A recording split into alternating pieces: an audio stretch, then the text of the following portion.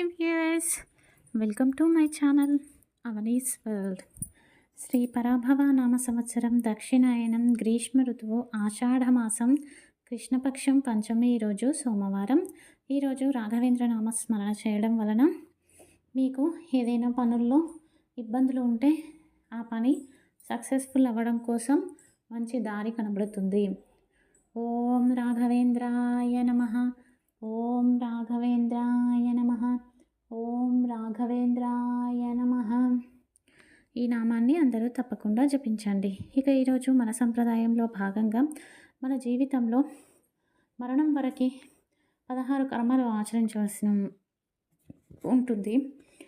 అయితే స్త్రీలు వివాహం తర్వాత 1 సంవత్సరం లోపు వెంట్రుకలను కట్ చేసుకోకూడదు.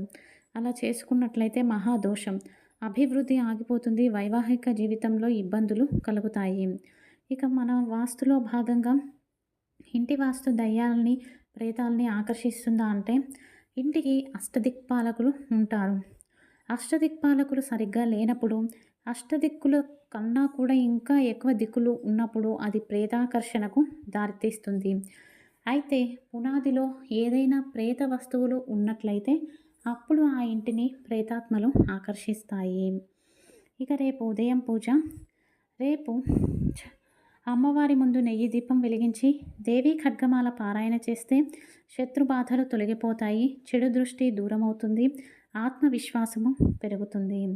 ఇక ఈరోజు సాయంత్రం శివలింగానికి కానీ పార్వతీ పరమేశ్వరుల ఉన్న ఫోటోకి కానీ తుమ్మి పూలను సమర్పించుకొని మీ మనసులోని సంకల్పం చెప్పినట్లయితే నెరవేరుతుంది.